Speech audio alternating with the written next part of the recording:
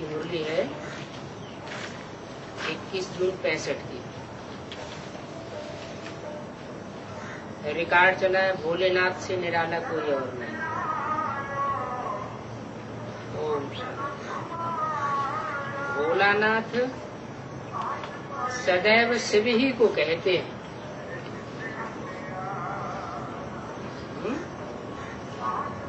भोलों का नाथ किसे कहा जाता है? जो सदा ही कल्याणकारी है, वो ही भोलानाथ हो सकता है। अगर कभी कल्याणकारी है, कभी शिव है, कभी अशिव है, तो उसे भोलानाथ नहीं कहा जा सकता। शिव शंकर का भेद तो अच्छी रीति समझा है। क्या भेद है? शारीरिक रूप से भेद है या आत्मिक रूप से भेद है? हैं? शिव और शंकर में आत्मा के हिसाब से भेद है या शरीर के हिसाब से भेद है? व्यक्तित्व के हिसाब से भेद है? व्यक्तित्व के हिसाब से भेद है। पर्सनालिटी तो एक ही है। भक्ति मार्ग में भी कहते हैं शिव शंकर पर्सनालिटी से एक है, लेकिन आत्माएं दो अलग अलग है। शंकर को तीसरा नेत्र दिखाया जाता है। वो तीसरा नेत्र कौन सा नेत्र कहा जाता है? शिव नेत्र।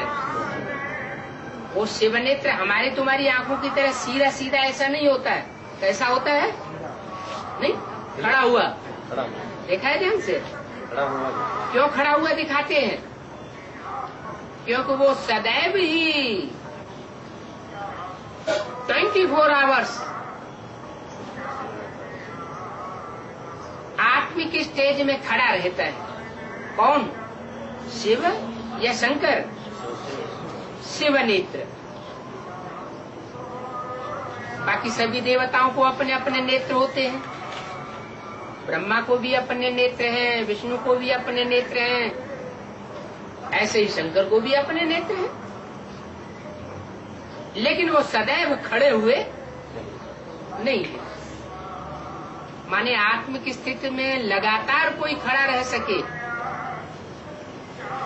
वो सदा काल कोई नहीं होता। एक शिव नेत्र ही है। तो ये पहला भेद ये हुआ कि शिव आत्मिक स्टेज में रहने वाला है सदा काल, इसलिए सदा शिव कहा जाता है। और जो भी देवताएं हैं वो सदा शिव नहीं हो सकते। कुछ न कुछ भेद होगा, लेकिन एक देवता ऐसा है जो पूरा तादाद में शिव के साथ स्थापन कर लेता है। ऐसा पुरुषार्थ करता है। पुरुषार्थ कौन सा है? देवताएं कौन सा पुरुषार्थ करते होंगे? अच्छा, असुर कौन सा पुरुषार्थ करते होंगे? चाहे देवता हो चाहे असुर हो, सबने एक परमात्मा को याद करने का ही पुरुषार्थ किया है। आत्मिक स्थिति में रहते हुए उस परमात्मा को सभी ने याद किया है। ये तपस्या तो सभी ने की है। तो ये जो तपस्या है, उस तपस्या में एक मूर्ति 33 करोड़ देवताओं के बीच में सबसे तीखी जाती है। कौन सी मूर्ति? शंकर की मूर्ति। इसलिए शिव और ब्रह्मा को मिला के एक नहीं कर दिया, शिव और विष्णु को मिला के एक नहीं कर दिया। किसको मिला के एक कर दिया? शिव और शंकर को मिला के एक कर दिया। तो जरूर शंकर जो ध्यान मग्न बैठा हुआ दिखाया जाता है चित्रों में, वो चरित्र इस बात को साबित करता है, उस चित्र को साबित करता है कि तादाद में स्थापन किया है। शंकर ने शिव के साथ समानता धारण की। इसलिए शिव और शंकर को मिला दिया गया।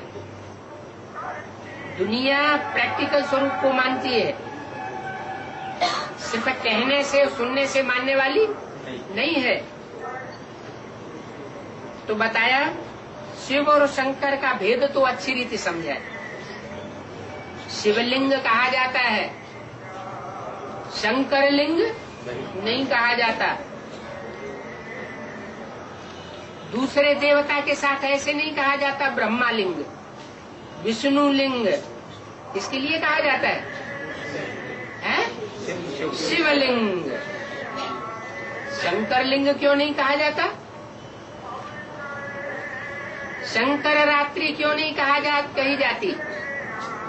शिवरात्रि क्यों कही जाती है? कारण क्या है? कारण तो होगा ना, क्योंकि लिंग जो है वो एक ऐसी इंद्रिय है जो काम विकार की सूचक है,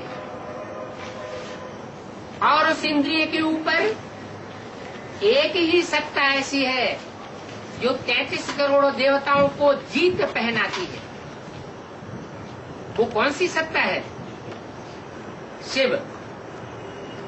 और उन जीत पाने वालों में पहला नंबर किसका है? शंकर का।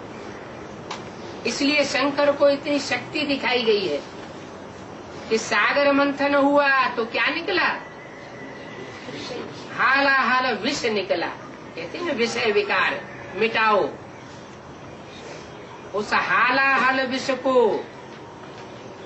उसने पी लिया। और देवताओं में इतनी ताकत नहीं थी कि उस ग्लानि के विष को, उस विषय विकार के विष को पी जाता, और पीने के बाद भी अपनी सत्ता को अक्षुण्ण बना के रखता। बड़े बड़े पुरुषार्थ करने वाले बड़े बड़े तपस्वी हुए हैं, सब डाउन होते चले गए। माया किसी को छोड़ती नहीं है। इंद्रिय जीते जगत जीत कहा जाता है। नेपोलियन हो, चाहे मुसोलिनी हो, चाहे कोई भी हो, दुनिया का कितना भी इस हिस्ट्री का बड़े से बड़ा सम्राट क्यों न हो, उसने अगर अपनी इंद्रियों को जीतने का पुरुषार्थ नहीं किया तो वो विश्व का विजय नहीं कर सकता। एक शंकर के लिए ये गाया हुआ है, क्या क्या? विश्वनाथ, जिसकी यादगार में आज भी झंडारोहण करते हैं तो क्या गाते हैं? क्या गाते हैं? विश्व विजय करके दिखलावे। झंडे में 3 कपड़े होते हैं। ये भारत का ही झंडा है, जिसमें नीचे हरा रंग दिखाया जाता है,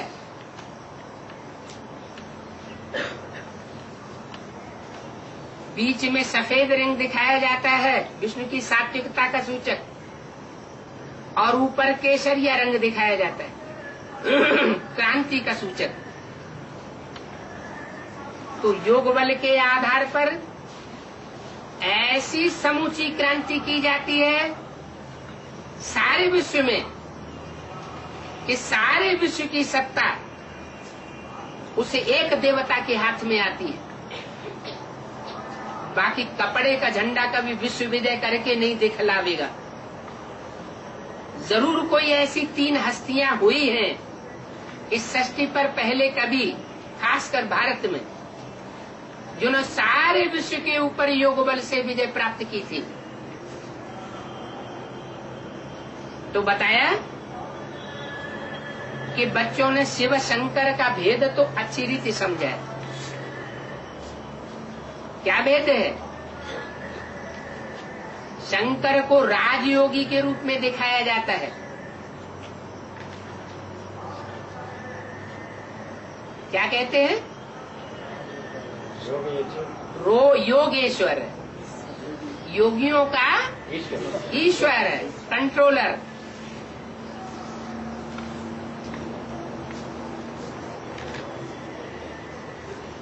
शिव के लिए ये नहीं कहते हैं। शिव उसमें जरूर प्रवेश करता है। शिव ऐसा तत्व है, चैतन्य तत्व, जो कभी जन्म मरण के चक्र में नहीं आता। बाकी जितने भी देवताएं हैं वो सब जन्म मरण के चक्र में आते हैं। कोई कहे शंकर को तो नहीं कहा जाता है कि वो जन्म मरण के चक्र में आता है। वो बात वास्तव में एक रहस्य की है, समझने की बात है। बाकी इस सृष्टि पर जो आया है साकार रूप में, 5 तत्वों का चोला धारण करके, वो 5 तत्व तो एक बार सभी को छोड़ने पड़ते हैं। एक शिव तत्व ऐसा है जो न जन्म मरण के चक्र में आता है और न जन्म मरण के चक्र में किसी को डालता है जन्म देकर। बाकी जितने भी हैं असुर चाहे देवताएं, वो स्वयं जन्म मरण के चक्र में आते हैं और जो आने वाला होगा वो दूसरों को भी लाएगा। तो शिव तो ऊंचे ऊंच मूल वतन में रहने वाला है। अंग्रेज लोग उसको क्या कहते हैं? Supreme abode. मुसलमान क्या कहते हैं? अल्लाह मियाँ कहाँ का रहने वाला है? 7वें अर्श का रहने वाला है, 7वें आसमान का। अर्श में रहता है अल्लाह, फर्श में नहीं रहता है। गीता में भी उसका वर्णन है, उस धाम का। क्या वर्णन है? जहाँ सूरज चांद सितारों का प्रकाश नहीं पहुंचता, वो मेरा परम धाम है, जहाँ से आत्माएं जाकर के फिर वापस इस मृत्यु लोक में नहीं आती। बोला है न तद्भासयते सूर्यो, सूर्य का प्रकाश वहाँ नहीं पहुँच सकता। न शशांको, चंद्रमा का प्रकाश नहीं पहुँच सकता। तारागणों का प्रकाश वहाँ नहीं पहुँच सकता। यद्गत्वा न निवर्तन्ते, जहाँ जाकर के आत्माएं वापस इस मृत्यु लोक में नहीं लौटती। अच्छा, आत्माएं अगर इस मृत्यु लोक में नहीं लौटेंगी तो ये सृष्टि तो खाली हो जाएगी। नहीं, उस श्लोक का ये अर्थ है कि इस मृत्यु लोक में कलयुगी दुनिया में वापस नहीं आती। कलयुग का अंत करने वाला है। कलह क्लेश का जो युग है, तामसी युग, उसको नष्ट करने वाला है, कल्पांतकारी कहा जाता है। और नई सृष्टि की सृजन करने वाला है, वो है सतयुगी नई सृष्टि। नया कल्प आरंभ करता है, पुराना कल्प खलास करता है। कौन करता है? शिव। किसमें करता है? शंकर। तो शिव शंकर आत्माएं अलग अलग हैं।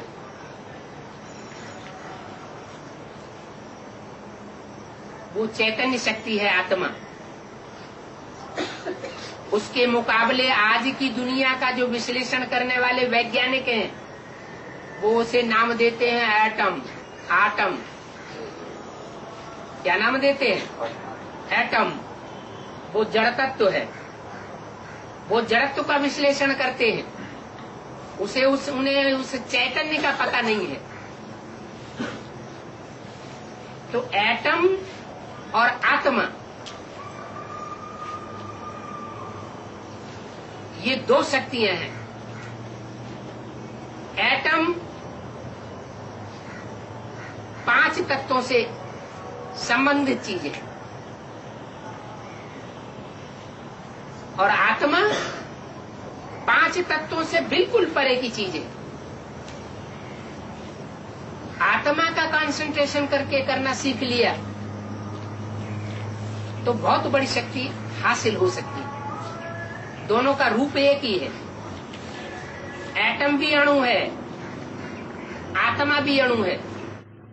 गीता में भी कहा गया है अनुस्मरेत यः। योगी लोग जिसे अणु के रूप में स्मरण करते हैं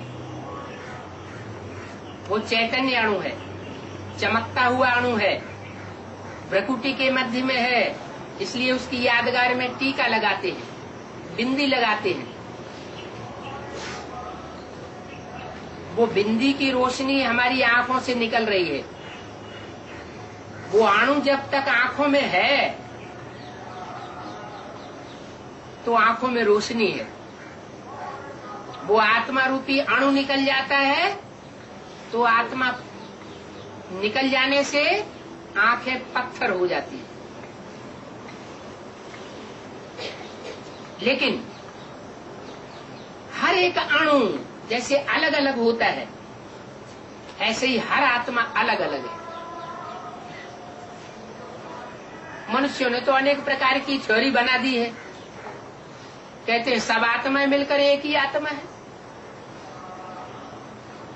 आत्मा सो परमात्मा। लेकिन ऐसी बात नहीं। हर आत्मा में अपनी अपनी शक्ति है, अपना अपना पार्ट भरा हुआ है। शिव की आत्मा में भी अपना पार्ट भरा हुआ है। क्या पार्ट भरा हुआ है कि वो इस सृष्टि पर 84 के चक्र में नहीं आता है, लेकिन जब कभी इस सृष्टि पर आता है उस पारलोक से, ब्रह्मलोक से, तो हम आत्माओं को इस सृष्टि के बंधन से छुड़ाकर वापस ले जाता है। इस दुनिया के बंधन से छुड़ाने का काम है उसका, जिसको कहते हैं मुक्ति। इसलिए कहा शिव तो ऊंचते ऊंच मूल वतन का रहने वाला है। जो सबसे ऊंचा होगा वो सबसे ऊंचा काम करेगा। ऊंचे के ऊंचा करतार कहा जाता है। उसके मुकाबले शंकर है सूक्ष्म वतनवासी। कहाँ का? वो मूल वतन का सदैव का रहने वाला नहीं है। सूक्ष्म वतन में भी 33 करोड़ देवताओं में सबसे ऊंची स्टेज है शंकर की। उनको परमपिता कैसे कह सकते? मान शंकर को परमपिता नहीं कह सकते, जगत पिता कह सकते हैं। क्या? जो जीता जागता जगत है उसका पिता हो सकता है, लेकिन परम पिता नहीं हो सकता। अगर परम पिता होता फिर वो याद में किसकी बैठता है? चित्रों में, मूर्तियों में जितनी भी प्राचीन मूर्तियां मिल रही है उन सब में याद में बैठा हुआ दिखाया गया है ना, तो किसको याद करता है? जरूर वो अपने से भी कोई ऊंची शक्ति है जिसको याद करता है। तो शंकर को परम पिता नहीं कह सकते। ऊंचते ऊंच रहने वाला है एक बाप। कौन? शिव। जितनी भी बिंदु बिंदु बिंदु बिंदु आत्माएं हैं, चाहे मनुष्यों की हो, चाहे पशु पक्षियों की हो, चाहे कीड़े मकोड़ों की हो, है सब ज्योति बिंदु आत्मा। लेकिन उन सब का बाप जो परम पिता है वो सबसे ऊंचे रहने वाला है। माने ब्रह्मलोक में भी रहने की कैटेगरीज हैं, वो सबसे ऊंचे रहने वाला है। फिर दूसरे तबक्के में है ये 3 देवताएं, ब्रह्मा विष्णु शंकर। तो बाप ऊंचते ऊंचे निराकार, शंकर है आकारी और शिव है भोलानाथ। क्या कहा? शिव भोलानाथ है, लेकिन जब भक्ति मार्ग वाले भक्त गायन करते हैं तो क्या कहते हैं? शिव के साथ किसको जोड़ देते? हाँ, वो तो कहते हैं, लेकिन शिव भोले भाले शिव अकेले को नहीं कहते। क्या कहते हैं? शिव शंकर भोले भाले। तो भोले के साथ तो भाला क्यों जोड़ दिया है? क्योंकि शिव की सोल है, वो तो सदैव भोले का ही पार्ट बजाती है, लेकिन शिव जिसमें प्रवेश करता है वो भोलों के लिए भोला है और भालों के लिए भाला है। कहते हैं कांटे से कांटा निकाला जाता है। क्या कांटा निकालने के लिए कोई फूल उपयोग नहीं किया जा सकता? तो जो जैसा है उसको सुधारने के लिए थोड़े समय के लिए वैसा रूप धारण करना पड़े। चोर डकैतों को संभालने के लिए, सुधारने के लिए भी सीआईडी पुलिस को थोड़े समय के लिए क्या बनना पड़ता है? चोर डकैत बनना पड़ता है, उनके साथ मिक्स होना पड़ता है। तो बताया वो बाप ऊंचते ऊंचे निराकार है, शंकर आकारी है। शिव है भोलानाथ ज्ञान का सागर। शंकर को ज्ञान का सागर नहीं कह सकते।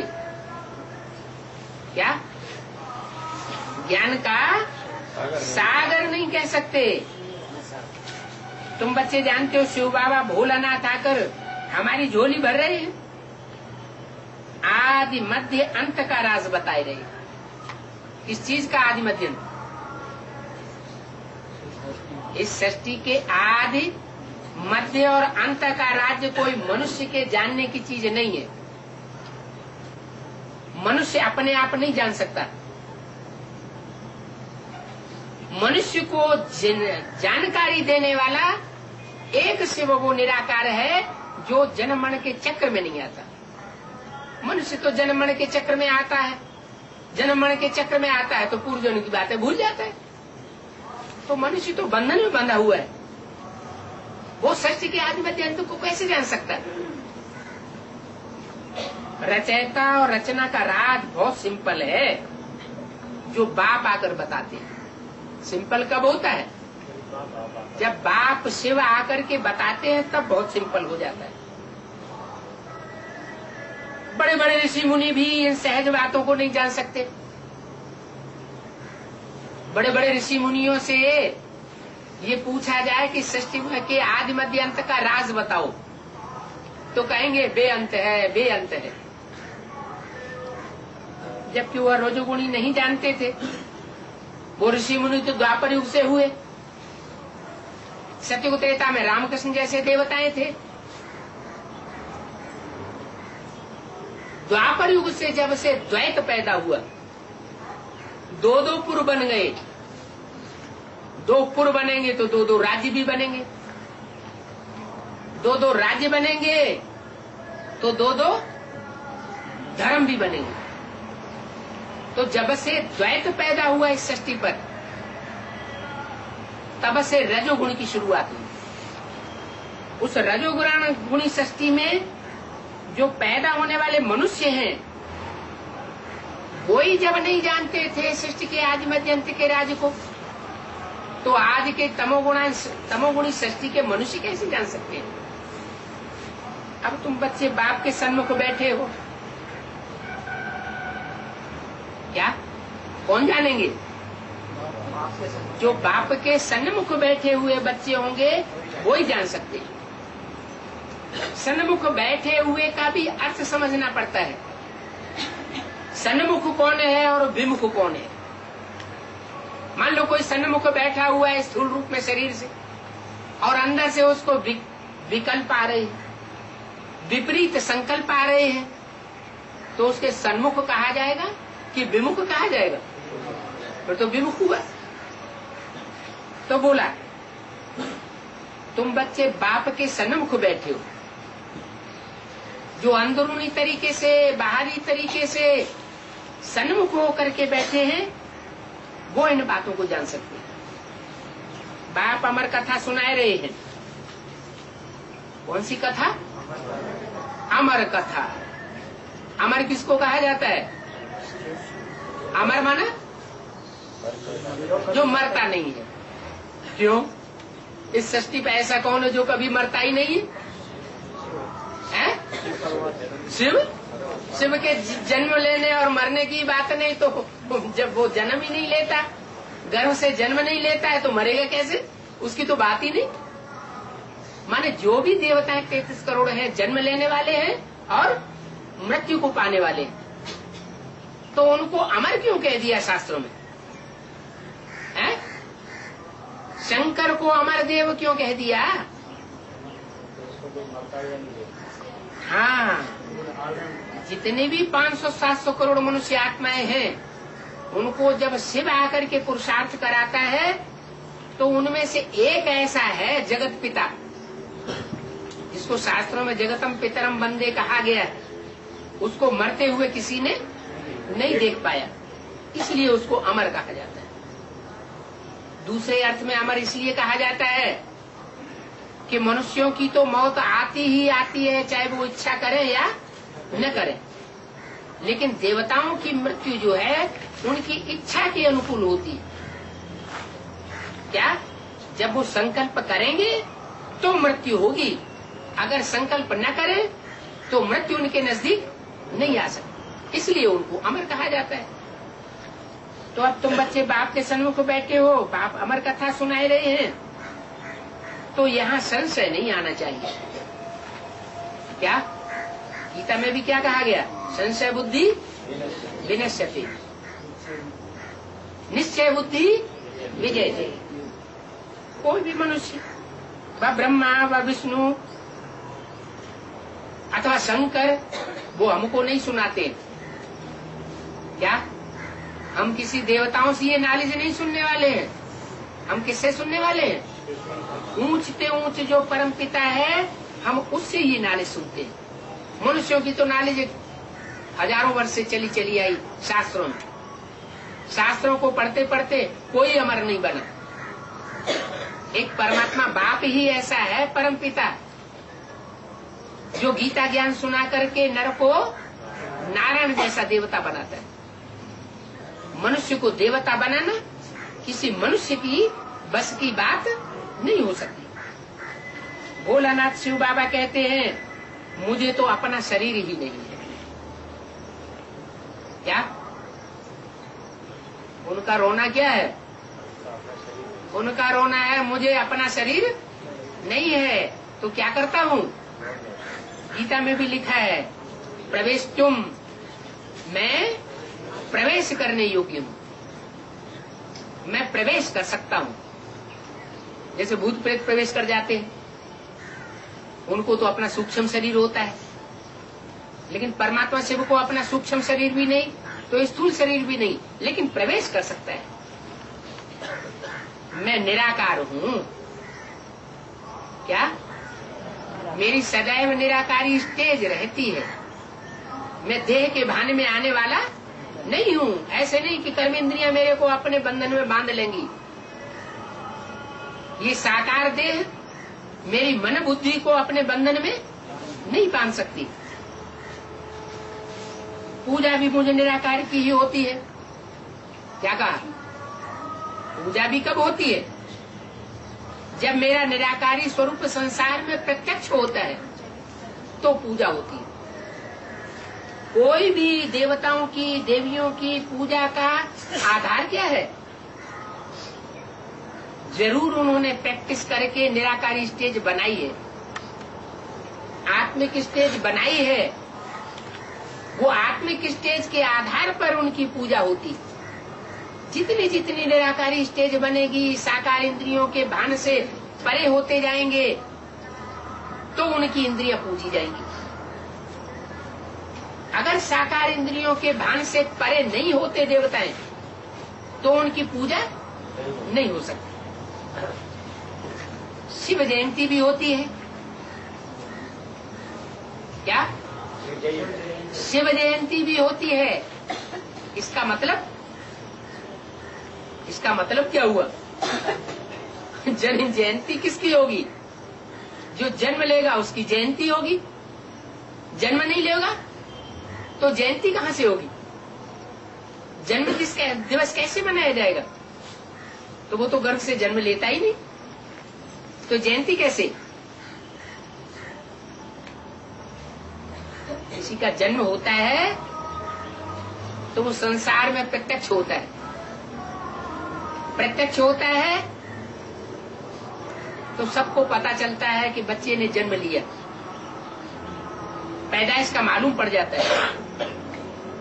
ऐसे ही शिव निराकार जब इस सृष्टि पर आता है तो जब किसी तन में प्रवेश करता है तो किसी को पता नहीं चलता क्या कि उसने जन्म लिया। कोई भी ब्रह्मा कुमार कुमारियां अगर ये कहते हैं कि हम शिव जयंती मनाते हैं तो वो साबित करना पड़े क्या कि शिव जयंती मनाते हो, तो बताओ साबित करो किस दिन शिव ने जन्म लिया। अगर जन्म ही नहीं लिया, वो जन्म दिन साबित नहीं कर सकते, तो शिव जयंती कैसे मनाते हो? जैसे दुनिया वाले मनाते चले आ रहे हैं परंपरा मुआफिक, ऐसे ही तुम मनाते हो। तो असली शिव जयंती कब कहें?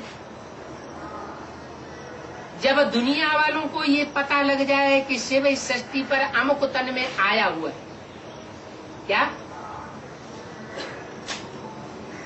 सारी सृष्टि में ये ढिंढोरा पिट जाए?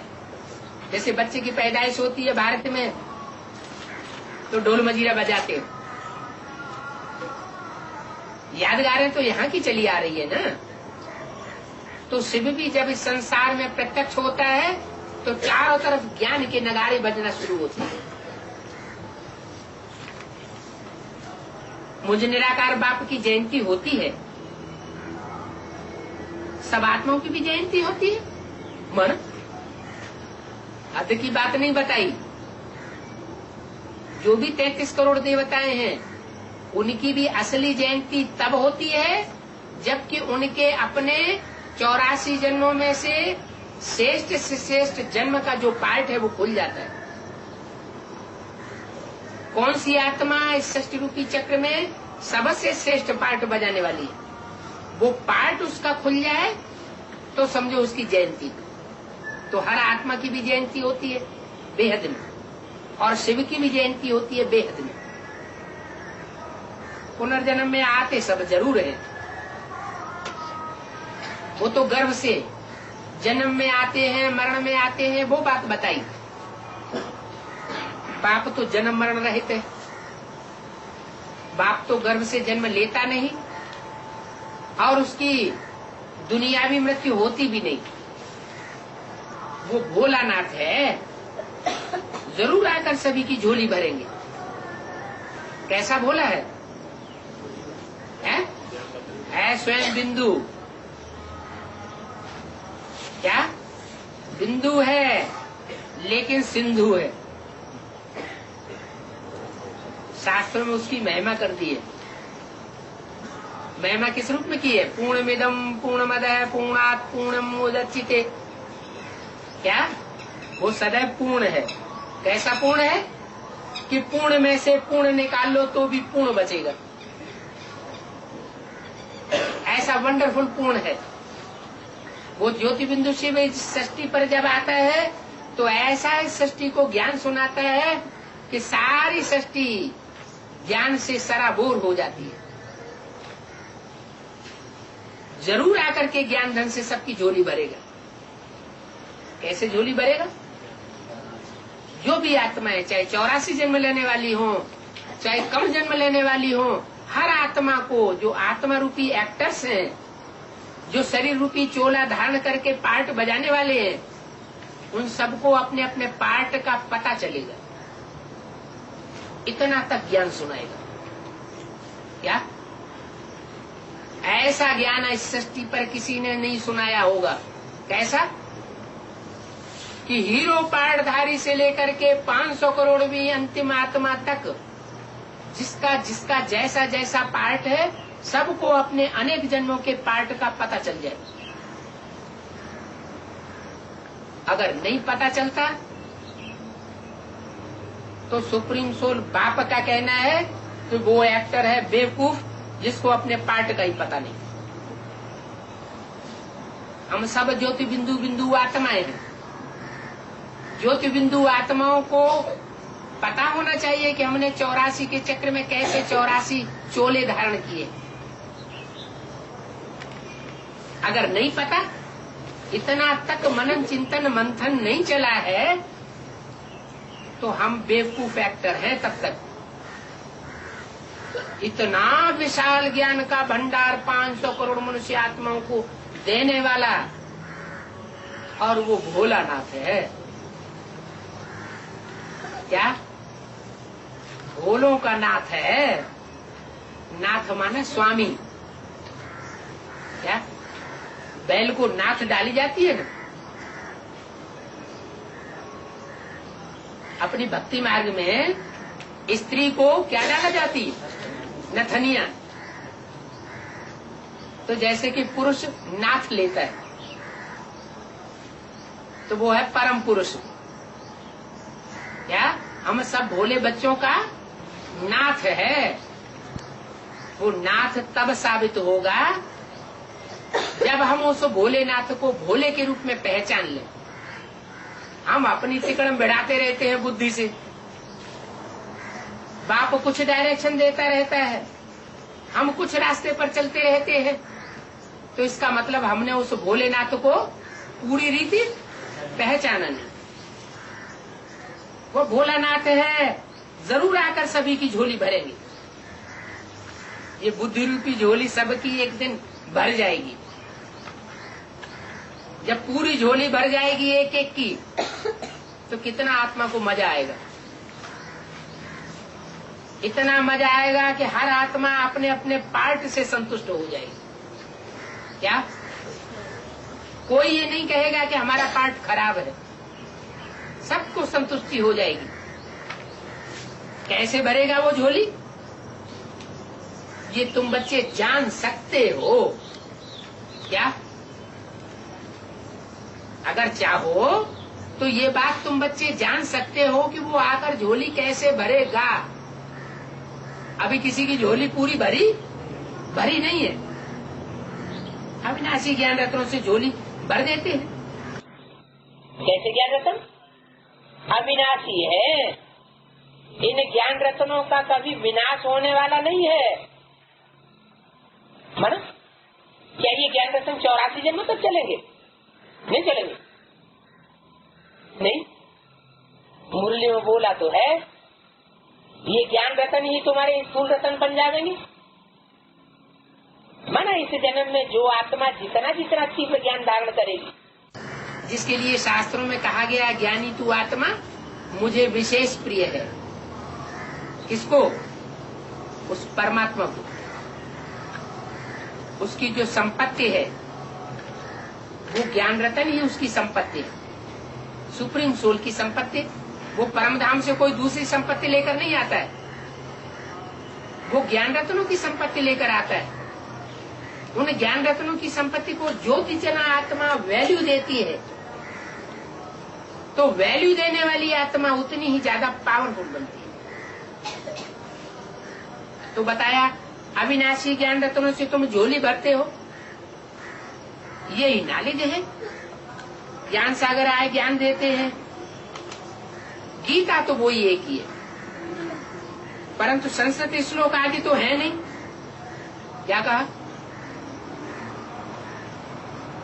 ये यज्ञ की हिस्ट्री बता रही है कि सन 36 में जब ये ज्ञान यज्ञ शुरू हुआ था, तो वही पुरानी संस्कृत की गीता पढ़ करके सुनाते थे, अर्थ करके सुनाते थे।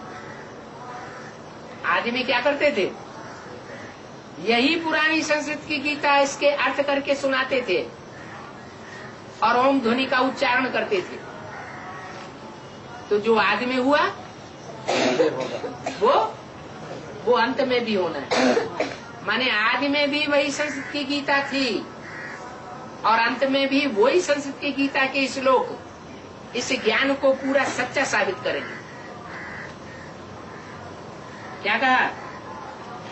गीता तो एक ही है, परंतु संस्कृत श्लोक आदि तो अभी नहीं है, जो बाप आकर सुनाते। इब्राहिम, बुद्ध, क्राइस्ट ने भी आकर के अपने अपने धर्म स्थापन किए। गुरु नानक ने भी अपना आकर धर्म स्थापन किया। मोहम्मद ने आकर के मुस्लिम धर्म स्थापन किया, क्या उन्होंने हाथ में लेकर के कुरान पढ़ी थी? क्राइस्ट ने क्या बाइबल पढ़ी थी? नहीं। सभी धर्म पिताओं ने क्या किया? मुख से डायरेक्ट आकर के बोला। तो परमात्मा भी सृष्टि पर आता है तो डायरेक्ट मुख से आकर बोलता है। क्या कोई ग्रंथ आदि रेफर नहीं करता है, लेकिन जो कुछ भी बोलता है वो बातें वही है जो गीता में है। गीता की 108 टीकाएं से ऊपर हो चुकी हैं। तिलक गीता, गांधी गीता, शंकराचार्य गीता, माध्वाचार्य गीता, वशिष्ठ गीता, अष्टावक्र गीता। लेकिन जो भी गीताएं हैं उनमें बातें ऐसी ऐसी आती हैं कि एक दूसरे का काट करने वाली। तो कौन सी गीता सच्ची? जरूर है, मनुष्य जो अर्थ करेगा, मनुष्य तो देवता, जितनी जितनी निराकारी स्टेज बनेगी साकार, देवता भी नहीं है। देवताएं ज्यादा पवित्र होते हैं या मनुष्य ज्यादा पवित्र होते हैं? देवताएं विकारी होते हैं या मनुष्य विकारी होते हैं? मनुष्य विकारी होते हैं।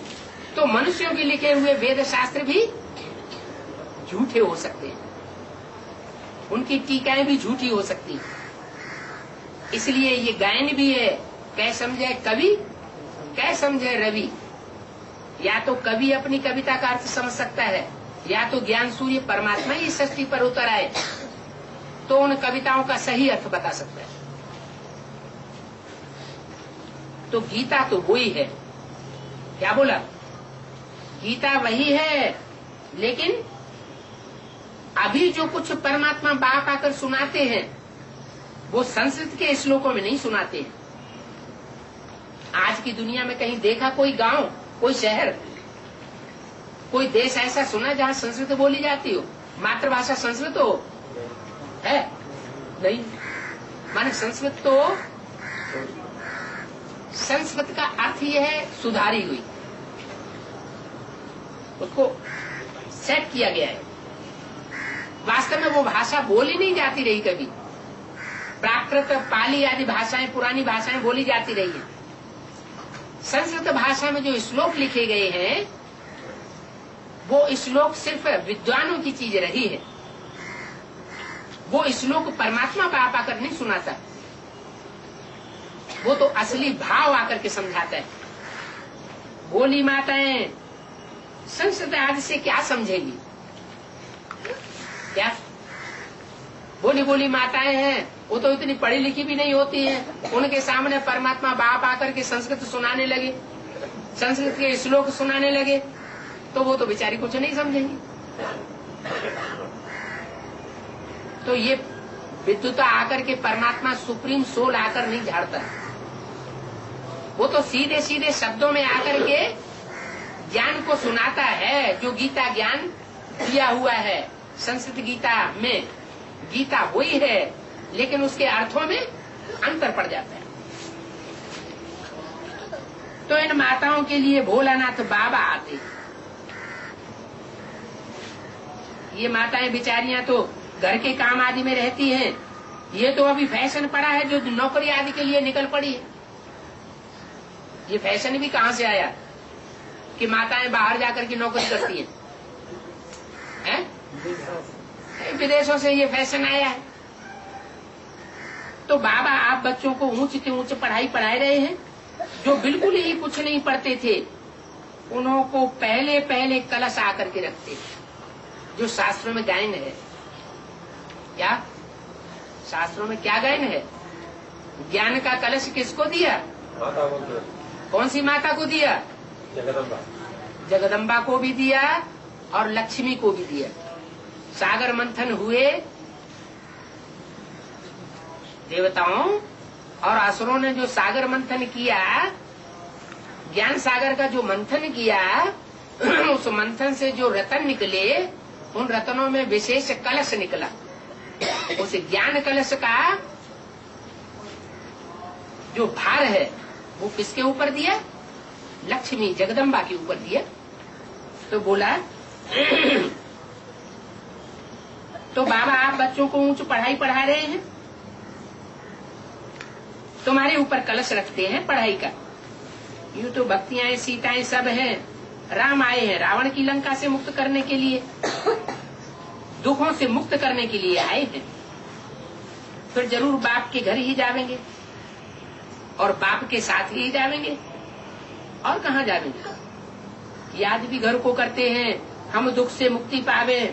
बच्चे जानते हैं बीच में किसको भी मुक्ति नहीं मिलेगी। क्या जैसे मनुष्य गुरु कहते चले आए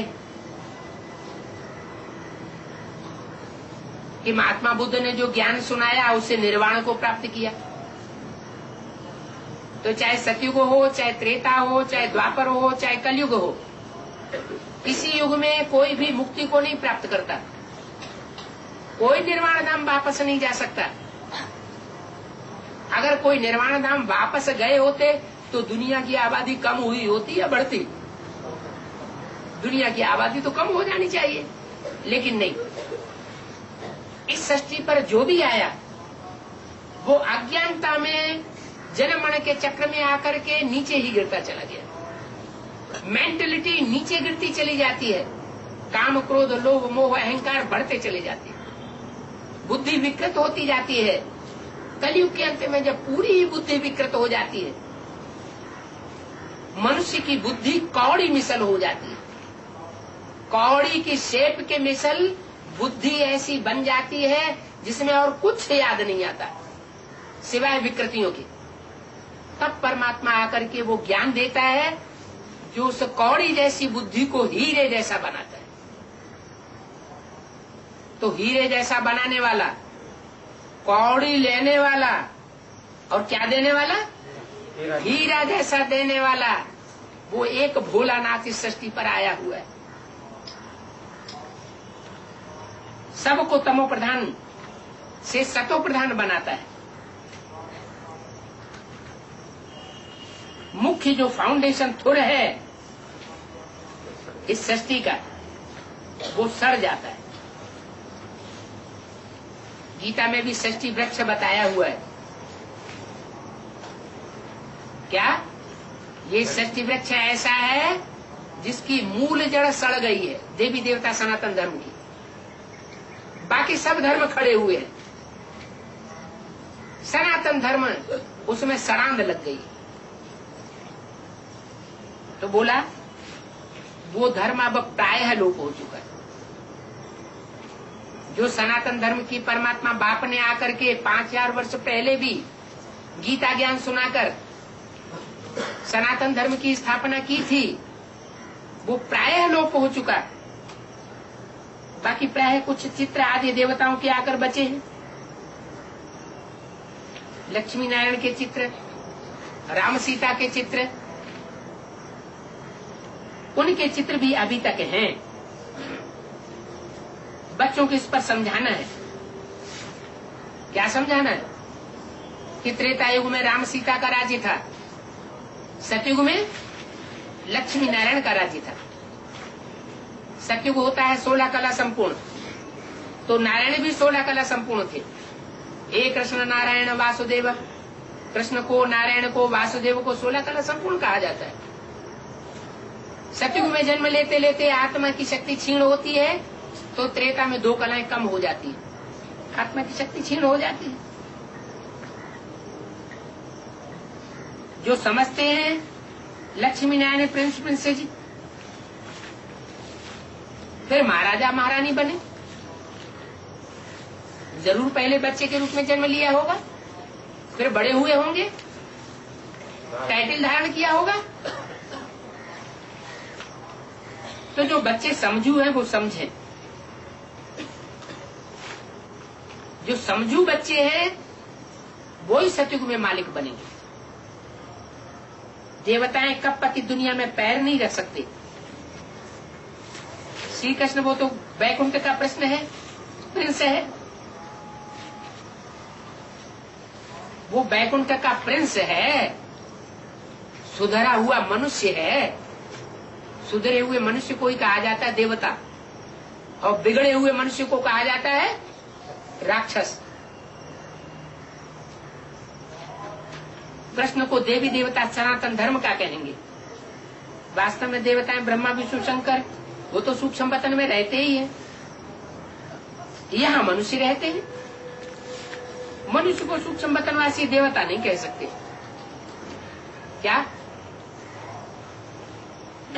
जो मनुष्य है, जिसको मन है, मननात् मनुष्य, जो मनन चिंतन कर सकता है,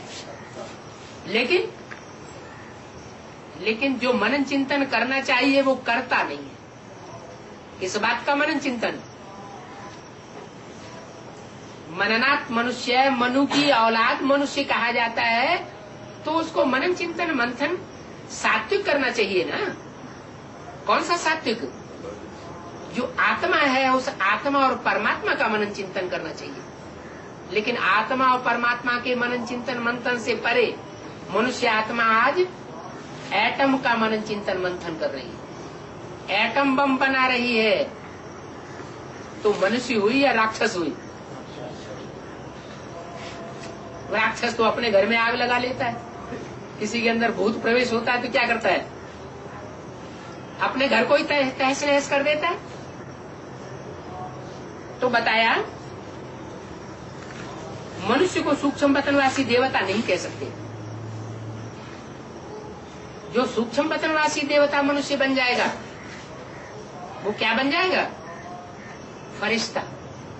क्या? फरिश्ता का मतलब जिसका इस फर्श की दुनिया वालों से कोई रिश्ता न रहे, माने देह और देह के संबंधियों के बारे में कोई चिंतन न करे। क्या चिंतन करे? आत्मा का चिंतन करे, परमात्मा का चिंतन करे, इस सृष्टि का कल्याण कैसे हो, इस बात का चिंतन करे। वो है फरिश्ता। दूसरे धर्मों में भी फरिश्ताएं गाए जाते हैं। भारतवर्ष में फरिश्ताएं नहीं गाए जाते, देवताओं की पूजा होती है। जो फरिश्ताओं की भी स्टेज से ऊंचा उठ जाता है। फरिश्ता मनन चिंतन मंथन करने वाला है संसार के कल्याण के लिए, इसलिए उसको फरिश्ता कहा जाता है। लेकिन जो मनन चिंतन मंथन की स्टेज से भी ऊंचा चला गया, एकदम निराकारी स्टेज में चला जाता है, वो देवतुल्य हो जाता है, जिसकी अपनी संपूर्ण इंद्रियों पर जीत हो जाती है। तो बोला मनुष्य को सूक्ष्म वतनवासी देवता नहीं कह सकते। ब्रह्मा के लिए कहा जाता है ब्रह्मा देवताय नमः, विष्णु देवताय नमः, कहते तो है ना। देवी देवताय नमः, श्री लक्ष्मी देवी नमः, श्री कृष्ण देवता नमः। मनुष्य को ही 84 जन्म लेने पड़ते हैं। अभी तुम बच्चे जानते हो बरोबर हम असुर देवता धर्म के थे, अभी हम दूसरों को दुख देने वाले राक्षस बन पड़े। कोई दिन ऐसा जाता है सुबह से शाम तक, जो हम मन वचन और कर्म, मन से, मन के संकल्पों से, वाचा की भाषा से और कर्मेंद्रियों के कर्म से कभी किसी को धोखा न देते हो, दुख न देते हो, तंग न करते हो, अथवा खुद तंग न होते हो। जो न दूसरों को तंग करता है न दूसरों से तंग होता है, उसके लिए गीता में बोला है यशमान नोद्विजते लोको लोकान नोद्विजते चयः। ज्ञान सारा वही है गीता का, जो संसार को उद्वेग पैदा करने के निमित्त नहीं बनता और जो संसार के लोगों से उद्वेगित नहीं होता, माने खुद दुखी नहीं होता और दूसरों को दुख देता भी नहीं। बाबा भी हमको क्या सिखाते हैं, कैसी स्टेज धारण करनी है, न दुख लेना है और न दुख देना है। तो तुम बच्चे जानते हो हमारा धर्म बहुत सुख देने वाला है। क्या? इब्राहिम, बुद्ध, क्राइस्ट, गुरु नानक का जो धर्म है वो मानवीय धर्म है, मनुष्य के द्वारा स्थापन किया हुआ धर्म है। लेकिन हमारा जो धर्म है, जो निराकार परमपिता परमात्मा इस सृष्टि पर आकर स्थापन करते हैं, वो बहुत सुख देने वाला है। इसलिए अपने इस धर्म की स्थापना करने के लिए अगर प्राण भी देना पड़े तो खुशी खुशी प्राण अर्पण कर देना चाहिए। भागने की बात नहीं है। नहीं तो क्या किया बौद्धियों ने, मुसलमानों ने जहां तलवार उठाई उन्होंने मुसलमान धर्म स्वीकार कर लिया। क्या बाप कहते हैं स्वधर्मे निधनम से यह है, अपने धर्म में मर जाना अच्छा है। दूसरे के धर्म में कन्वर्ट होंगे तो बहुत दुख सहन करने पड़ेंगे। दूसरे धर्म में कन्वर्ट करने वाले दास दासी बना करके रखे। क्या सबते सेवक धर्म कठोरा, दास दासी का धर्म जो है वो सबसे कठोर होता है, बहुत दुख झेलने पड़ते हैं। तो ये कोई कह न सके कि हम इस धर्म में क्यों आ गए, हम देवी देवता सनातन धर्म में क्यों नहीं हुए, क्यों नहीं कह सके हैं? बिच्छू कभी कहेगा कि हमें डंक मारना अच्छा नहीं लगता है? उसका तो धर्म है, वो कोमल देखेगा तो डंक मार देगा। तो जो जिस धर्म का है उसको वो अपना धर्म प्यारा लगता है, अपनी ही धारणा में वो खुश रहता है। तो इसलिए ये कोई नहीं कह सकता कि हम उस धर्म में क्यों नहीं हुए। अरे ये तो जानते हो ना, आदि सनातन देवी देवता धर्म आदि में था। क्या इब्राहिम बुद्ध क्राइस्ट से पहले धर्म था कि नहीं था? है? इस्लाम धर्म, क्राइस्ट, क्रिश्चियन धर्म, बुद्ध धर्म, इनसे पहले सृष्टि पर धर्म था कि नहीं था? ये मनुष्यों की हिस्ट्री जब से है तब से ये मनुष्यों के धर्म स्थापन हुए। उससे पहले भी सृष्टि पर धर्म था, और वो वही धर्म था जो परमात्मा ने आकर के खुद स्थापन किया था। वो मानवीय धर्म नहीं था। क्या मनुष्यों के द्वारा स्थापन किया हुआ धर्म नहीं था, स्वयं परमात्मा ने उस धर्म की स्थापना आकर के की थी। बाकी सब धर्म बाद में नंबरवार आते हैं। कब आते हैं? जब भी मनुष्यों के द्वारा फैलाए हुए धर्म आते हैं तब से इस सृष्टि पर द्वैत चालू हो जाता है। द्वैत माना दो बातें शुरू हो जाती है। जब दो बातें शुरू हो जाएंगी तो दो प्रकार की धारणाएं हो जाएंगी, दो धर्म हो जाएंगे, दो राज्य हो जाएंगे, मतें बहुत सी हो जाएंगी, और फिर सब आपस में टकराते हैं। कोई नरक की सृष्टि बन जाती है। तो मानवीय धर्म नरक बनाते, और ईश्वर जो धर्म स्थापन करता है वो स्वर्ग बनाता। तुम बच्चे इस बात को समझा सकते हो? क्या बात? कि आदि में सिर्फ एक ही धर्म था, और सब धर्म वाले उस आदि पिता को मानते भी है। क्या क्रिश्चियन की बाइबल में भी है, एडम और ईव सृष्टि के आदि पिता थे। मुसलमानों की कुरान में भी है, एंजिल में भी है। क्या है? आदम और हवा का गायन है।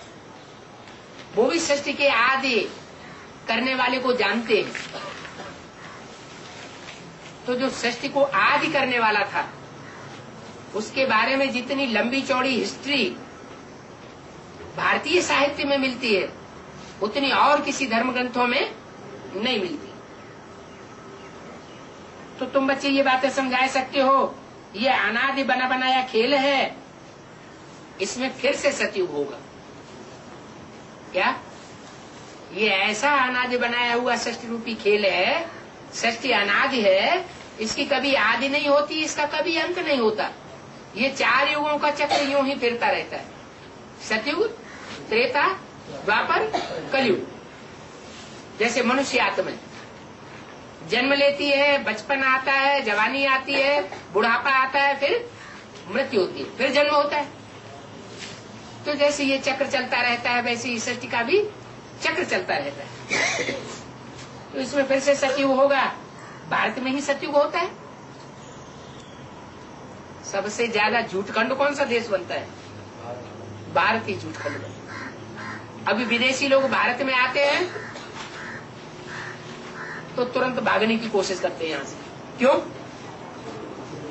यहाँ जितना झूठापन, चोर डकैत यहाँ देखने में आते हैं, उतना उन्हें संसार में और कहीं देखने में नहीं आते, दूर तक। तो भारत में ही स्वर्ग होता है, भारत में ही रौरव नरक होता है। भारत ही अविनाशी खंड है और धर्मखंड विनाशी है। चाहे क्रिश्चियन धर्मखंड हो, चाहे अरबियंस मुसलमान धर्मखंड हो, चाहे बौद्धी धर्मखंड तिब्बत, चीन, जापान हो, वो सब विनाशी है। प्रूफ क्या? प्रूफ है 2500 वर्ष की जो हिस्ट्री है, वो हिस्ट्री इस बात का प्रूफ है। ऑस्ट्रेलिया आज से 300 साल पहले मनुष्य के मस्तिष्क पटल पर ऑस्ट्रेलिया का नाम निशान नहीं था। आज से 500 साल पहले अमेरिका का मनुष्य के मस्तिष्क में नाम निशान नहीं था। पहली बार कोलंबस ने उसको इजाद किया। नाव लेकर अचानक अनकाचीते पहुंच गया। देखा तो वहां एंग्लो इंडियंस लोग रहते थे। माने वो लोग भी कहाँ के रहने वाले थे? इंडिया से भटक करके कहीं जहाज में पहुंच गए तो वहीं के वहीं वासी हो गए। उन्हें वापस आने का रास्ता भूल गए। तो सबसे पुराना देश अविनाशी खंड है भारत खंड। यहाँ देवताएं भी होते हैं और वही देवताएं अनेक जन्म लेते लेते जब उनकी आत्मा रूपी बीज कई बार इस सृष्टि पर जन्म मरण के चक्कर में आता है, तो जन्म मरण के चक्र को प्राप्त करते करते एकदम नीचे आत्मा गिर जाती है। विदेशियों की आत्मा इतनी नीचे नहीं गिरती, दूसरे धर्मखंड वालों की आत्मा इतनी नीचे नहीं गिरती जितना भारतवासी नीचे गिरते। ये देवताएं भी थे और आखिरी जन्म में आकर के दैत्य जैसे बन जाते। तो बाप का जन्म भी यहाँ होता है। सुप्रीम सोल बाप भी इसी भूमि पर आता है। जो सबसे गिरा हुआ है, उस सबसे ज्यादा गिरे हुए को उठाने वाला एक परमपिता परमात्मा, वो भी भारत में आता है। उनका दिव्य जन्म है, साधारण जन्म नहीं है। वो नरक को स्वर्ग बनाने वाला है। अभी जो भारत पहले स्वर्ग था सतयुग में, नाम क्या था उसका? सत्ययुग। वही भारत अभी नरक बन पड़ा है। स्वर्ग को याद तो जरूर करते हैं। क्या सभी धर्म वाले स्वर्ग को, जन्नत को, पैराडाइज को याद करते हैं? नहीं करते हैं? याद करते हैं ना? याद करते हैं माने उनकी आत्मा में वो स्वर्ग भोगने के संस्कार हैं। आत्मा ने चाहे क्रिश्चियंस हो चाहे मुसलमान हो, उन्होंने जरूर स्वर्ग भोगा। वो स्वर्ग अब इस सृष्टि पर फिर आने वाला है। नरक को स्वर्ग बनाने वाला वो परमपिता परमात्मा इस सृष्टि पर आया हुआ है। तो कब आते हैं? ये तुम बच्चों को नॉलेज मिली है, दुनिया इन बातों को नहीं जानती। हमें तो शक की कोई बात नहीं कि ये बात ऐसे क्यों है। हमें कोई बात में शक, अनिश्चय पैदा नहीं होता। अगर कोई उल्टे सुलटे प्रश्न करते हैं तो कहा जाता है कि पहले बाप और वर्षे को याद करो। क्या? ढेर सारे प्रश्नों की डिटेल में उनको ले जाने की जरूरत नहीं है। पहले क्या करो? पहले अपने बाप को पहचानो, और जो बाप सुख शांति का वर्षा देने वाला है, बेहद का बाप, उस वर्षे को पहचान। अगर इन दो बातों को पहचान लिया तो तुम्हारे सारे प्रश्नों का समाधान स्वतः ही हो जाएगा। ओम शांति।